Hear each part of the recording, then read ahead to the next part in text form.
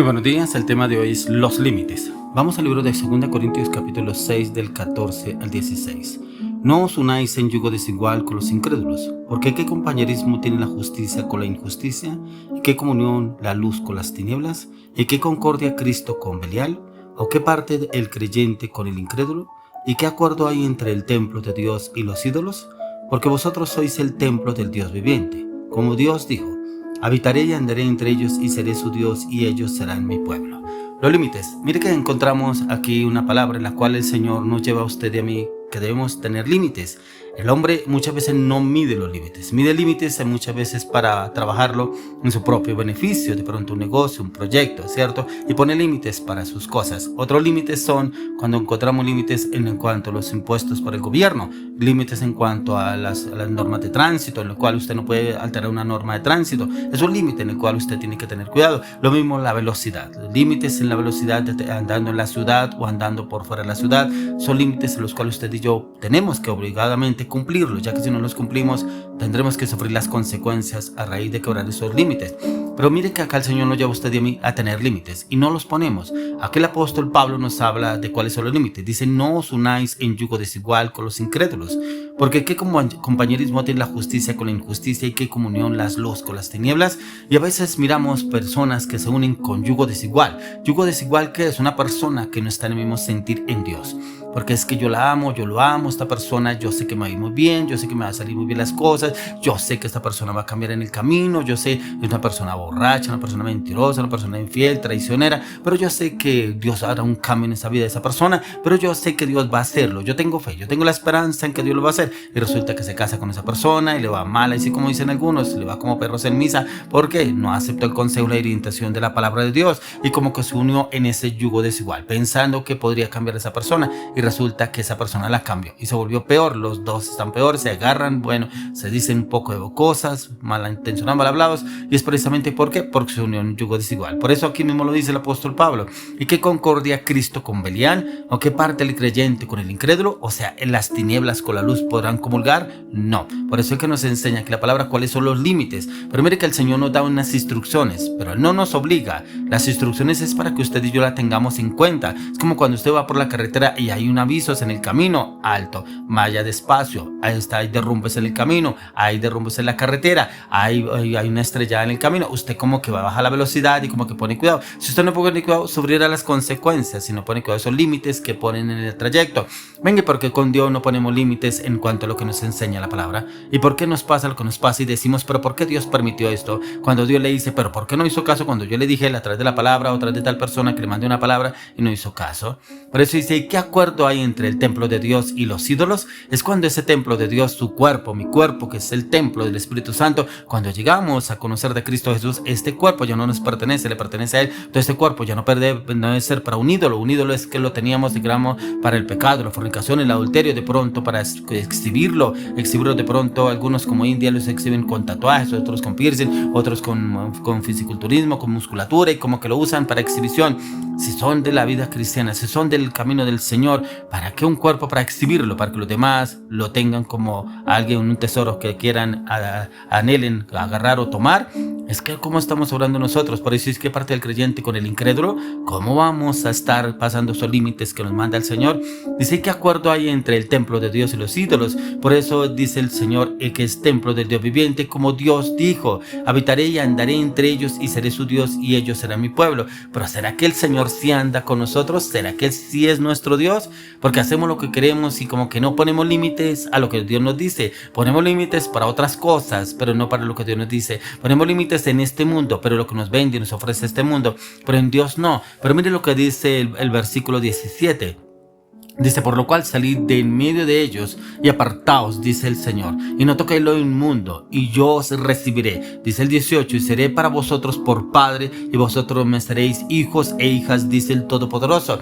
Tremendo, porque aún el Señor nos hace un llamado de atención, que esos límites debemos tener en cuenta para que usted y yo seamos hijos o hijas de Dios, que Él no recibirá a usted de mí, pero dice que debemos apartarnos, salir del medio de ellos, de esas personas idólatras, fornicarias, mentirosas, falsas, hipócritas, personas borrachas, personas llenas de vicio, personas llenas de alcohol, personas infieles, engañadoras, traicioneras, tramposas.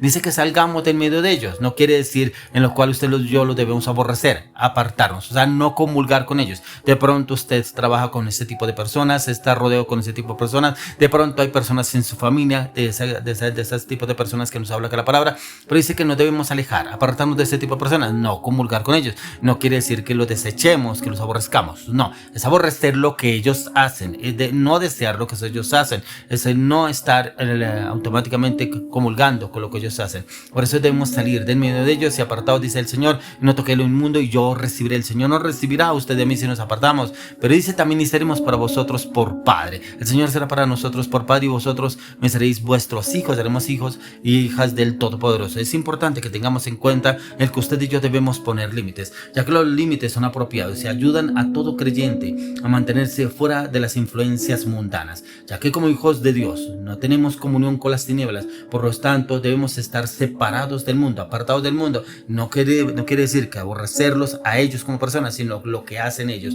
Como dice la palabra, que la lucha no es contra carne y sangre, sino contra huestes de maldad. Es lo que se mueve en esa persona, es poder ser como Cristo, pero también reflejar la imagen de Cristo hacia esas personas. Es que ellos vean que usted y yo somos diferentes. No es que usted se volvió cristiano y usted se volvió odioso, como dicen algunos, es que volvió odioso, pedante, ya ni saluda, ahora ese orgullo que se manda. No, al contrario, el Señor Jesucristo demostró mansedumbre y humildad y demostró un camino de transformación. Por eso cuando lo buscaban, decía, este no es el hijo de José y María, este no es el carpintero, porque lo veían totalmente diferente, a un hombre totalmente transformado por el Espíritu de Dios. Eso debemos ser usted y yo, esta imagen en Cristo Jesús. Por eso mire lo que dice el apóstol Santiago en Santiago 4:4. Dice, oh almas adúlteras, ¿no sabéis que la amistad del mundo es enemistad contra Dios? Cualquiera pues que quiera ser amigo del mundo se constituye en enemigo de Dios. Cualquiera que quiera ser amigo del mundo es que amamos los placeres, la borrachera, la inmoralidad sexual, la mentira, la infidelidad, la traición, el engaño, la vulgaridad, la mentira, el vicio, el alcohol, todo eso es lo que nos ofrece el mundo. Somos enemigos de Dios. Pero si nos convertimos en enemigos del mundo, somos amigos de Dios y automáticamente el Señor viene y nos trae, ya que nuestro deseo no es alejar a la gente, pero cuando las personas son destructivas, los límites que establecemos pueden restringir el mal que puedan cometer contra nosotros. Y es que ese límite es precisamente poner una barrera, pero esa barrera debe ser que a mí no me debe afectar, no me debe atraer, no debe llamar la atención lo que ellos hacen. Por el contrario, que ellos se conviertan a nosotros y no nosotros a ellos, que el testimonio hable por sí mismo, que ese testimonio en el cual el Señor nos lleva a usted y a mí a hacer ese cambio, esa transformación a la luz de las Escrituras, puedan ellos mirarlo y verlo a través de nosotros, que ellos mismos vean, oiga, ¿usted qué hace? Usted se ve diferente, oiga, pero a usted no le gusta la reunión ni nada, pero yo le veo una persona tranquila, una persona de paz, de tranquilidad, y eso lo da es el Espíritu de Dios. Por eso mire lo que dice el apóstol Pablo en Romanos 6:23, porque la paga del pecado es muerte, mas la dádiva de Dios es vida eterna en Cristo Jesús Señor nuestro. La paga del pecado es muerte espiritual. Esa persona se aparta de los caminos del Señor, si ha estado en los caminos del Señor, y hay una muerte espiritual. Viene a ser peor el estado de esa persona, porque viene a aborrecer a Dios, pero viene a amar el pecado, la inmoralidad, la mentira, todo lo que el enemigo lo lleva a amar y a adorar. Y es ahí donde el Señor quiere llevarnos a usted y a mí ese cambio, esa transformación, ya que vivir dentro de los límites del Señor trae bendición, pero vivir también fuera de ellos trae destrucción y muerte. Pero yo quiero preguntarle algo, ¿cuáles son los límites que usted tiene? ¿Será que de pronto usted se pone límites con la vecina porque le cae mal, porque me trata mal, y voy a ponerle límites para que no vuelva a entrar a mi casa, para que no vuelva a entrar a hablar con mis hijos, con mi esposa o mi esposo, y le pone límites, pero no pone límites a su vida para no contaminarse con las cosas del mundo, y usted sí vive contaminado con las cosas del mundo?